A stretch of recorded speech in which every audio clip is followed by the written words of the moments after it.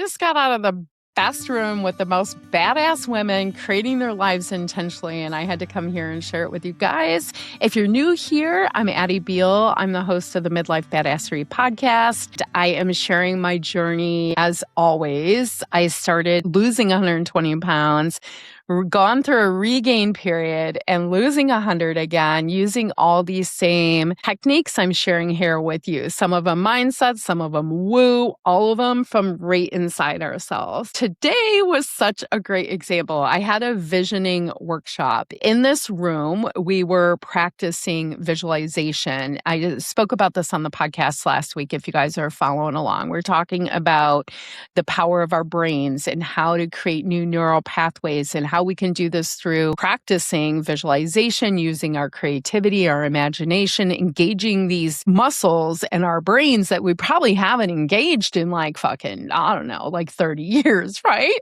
Like it's been a long time for some of us that we've really sat to dream about ourselves and open ourselves up to infinite possibilities. It's really hard for me in the same breath to talk about visualization and not also talk about intention, living with intention, and also planning. They kind of all go together. Back at the beginning of my 120-pound weight loss, I had hit this fork in the road. I was just really letting life just happen to me. It was very much like, what's wrong with me? I can't believe I'm like this. I saw myself become this person I was most afraid of becoming, this person just eating and drinking and existing their life away, not having done all these amazing things I thought I would do with my life. And I remember looking around thinking, is this it? Is this all there is? Set off on my little hero journey and, went out seeking weight loss, the only thing I ever knew to go seek, you guys. And in the process, I stumbled along meditation because I went to get weight loss surgery actually because I had just had it. You have to wait 6 months. You have to go see some nutritionist that doesn't know jack shit, yada, yada, all of that. But in the process of waiting, I made this everyday adventure list. And off this list, I ended up finding meditation and it started just making a simple plan. I found mindset and future selfing. Literally all I did when I first started was writing my food on a sticky note. I had calendar at work, that's for sure. Everybody else was calendared, but me. I was not calendared. I was letting life happen to me. Totally. And this is why my planner, the whole system I created is called the Me First Guide. This planner is about putting me in my day. My work calendar is separate. And this is about how am I showing up? Where am I showing up? How am I thinking about this ahead of time?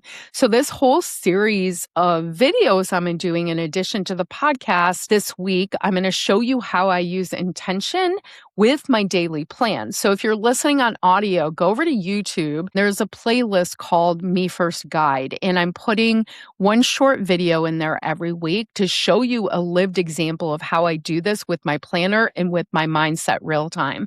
But I wanted to come just riff on it with you guys on the podcast because, first of all these badass women on the ride with me. I like to call myself the guide on the ride. I'm always doing it with you. The reason we do things is because I learn them. I'm like, that's a game changer. Everyone's got to friggin' know that. And then I teach you, and then you figure out if it works for you or not or where it fits in. I don't know about you guys, but my experience is sometimes I will hear something in one way, and then 3 years later, I'll hear it in another way, and I'll be like, why didn't I ever start doing that? But it's just either not good timing, you don't have the right mindset yet, it's not the paradigm shift. So as with everything I share with you here on the podcast, I want to share my lived experience and also give you one little piece of inspiration that you can hopefully take with you today and put into practice for yourself as you're working toward your goals and being your highest and healthiest self. Visioning, intentional for me, living intentionally came from a few different areas. The first was learning how important planning my life was because I'm very adventurous, spontaneous person. And I always felt like if I plan my life too much, I'm not going to be able to just drop everything and go have fun. The joke is the better I got at planning, the more and more fun I had. But when I first started, I was like, oh no, that I can't I can't plan that far. And I remember I had this coach that was like, you all want to act like you can't plan your food on the weekend. That's fucking bullshit. And I was like, damn, she called me out, man. She's right. Because we've got all these excuses. I'm going to have an event or I'm going to a concert. I don't know what'll be there. I have to travel for work, so I don't know. And I was like, that just really stuck with me, you guys, that she was like, it's bullshit. And I'm like, you know what? She's right. Even when I was traveling for work, I knew where the hotel was. I knew the part of the city was in. We have technology. I could look for food around there. I could find my best options. All it took was me using my smart brain ahead of time to plan intentionally for the future that I want. And I'm going to make those decisions from my smart self now. So I show up for my highest and healthiest self. Because if we wait till I'm in the moment, please, that's how 300 pounds happened. It happened because I didn't have a plan. I didn't see ahead of time. I didn't anticipate obstacles. And yeah, some of it, habit eating, all of that other stuff. But having a plan is like the baseline to be able to tell where else we're not showing up for ourselves. Like, how do I build trust with myself if I am not even telling myself what I'm going to show up for? It's like we just keep expecting to fail over and over again. So we just don't even bother setting the goal because, I don't want to fail again. When we can start embracing failure as, okay, that didn't work. What needs to be adjusted? That's a whole different ballpark. It takes you out of judgment and into creation. Everything we do, from judgment to creation, from fear to love, light this bitch up, right? Like, how do you go from waking up in a ball of anxiety and, oh my God, I can't believe I'm doing this. What am I doing? This like me would build my business right now. Like, cause I don't know. It's all new, right? Like, you don't know what's going to happen. It's the journey. Like taking myself from that anxiety and fear into love, into excitement, into how I'm going to light the world up, like moving through that process. And it's all these intentional steps. So I set off on my little journey, right? And I started planning. I started doing this 90-day process. And then I was deep into my meditation and I got deeper into all the spiritual stuff. And I really started to learn about manifesting and law of attraction. And then I fell into Abraham Hicks. Abraham has, I think it's the book, The Vortex, where they talk about segment intention. In this process, they talk about how in every moment can be a segment of your day. Like you're just moving from one segment to another segment to another segment. It's up to you how, if you're going to show up to it intentionally, be fully present, be engaged, co-create it, or if you're just going to show up. And their example was about a telephone call. Like the phone rings, you're like, hello, and you don't know what the other person wants, not necessarily, right? And you just let that conversation happen to you versus you see who's coming and now you take a moment, oh, I know Lexi's calling me. I really just want to be present with her and engaged and love and hold support for whatever she needs. And then I'm answering with intention. I started to really think about this concept and how I can use that in every moment to be more intentional with how I want to show up.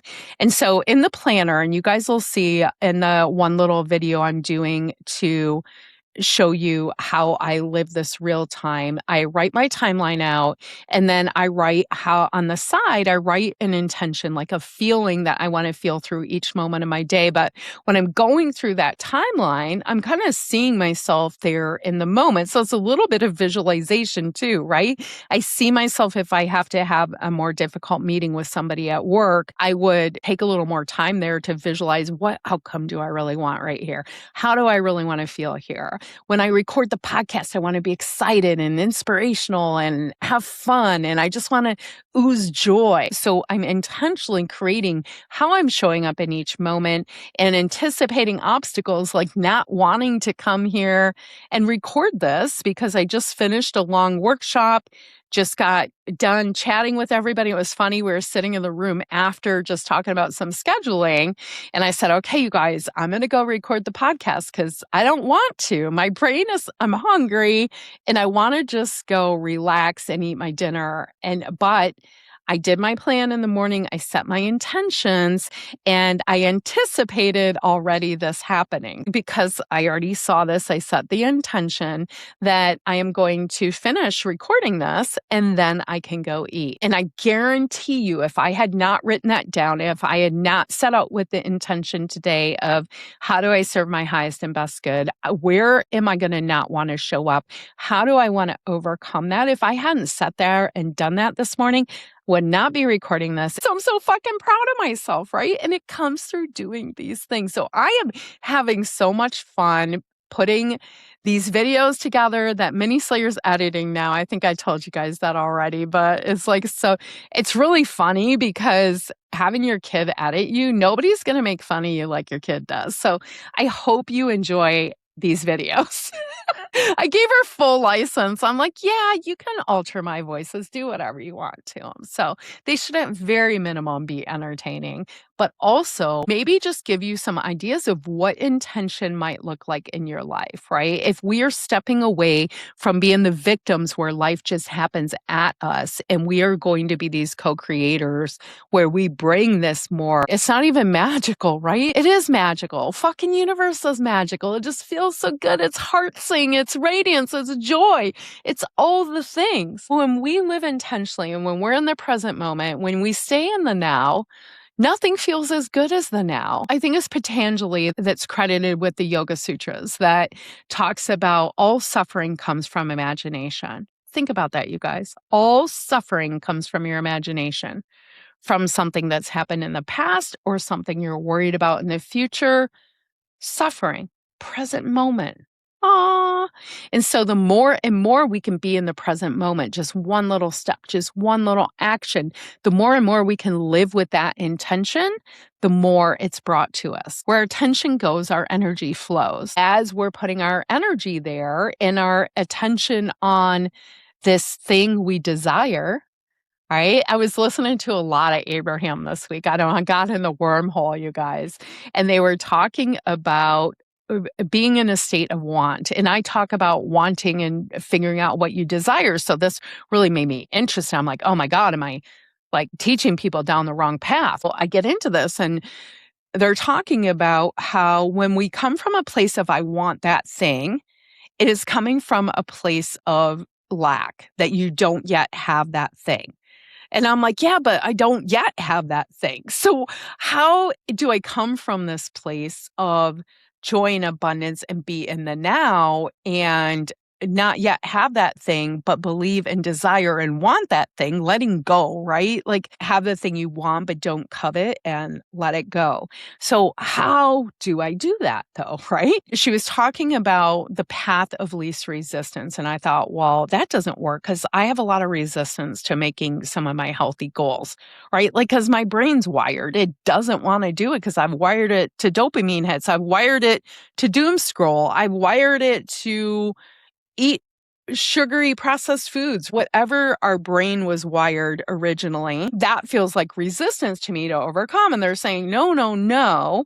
This is about, and this is how I understand this. I love in the comments if you guys are understanding this a different way about the law of least resistance. This is about being in this space where you don't have that friction. Like if I see my goal, if I see this 120-pound weight loss goal, if I visualize and see myself at 175, 165, whatever it is, and at 260, I have all these horrible feelings about seeing that and wanting, and I'm like coveting it, that's resistance, right?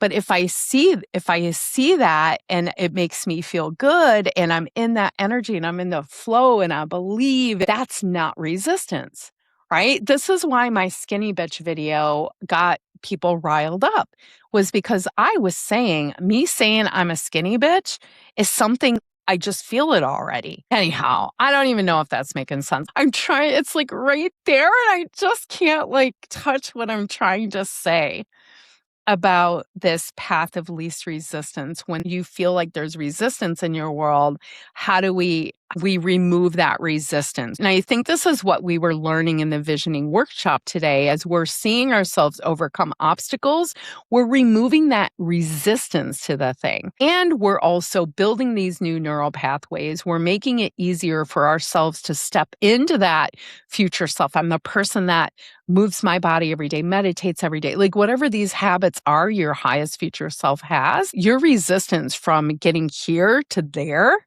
can be huge mentally and emotionally. And physically, it can be really simple. Figuring out how we remove that resistance so that we get closer and closer, that's the game from your current self to your future self. This is why the alter ego is genius, because she helps you bridge that gap between where you are now and where you're going and how you get there. And this bridge of the alter ego helps you identify in a new way, remove yourself from the situation so you don't have so much judgment about yourself. You're just tapping into what would Slayer do? What would Brookster do?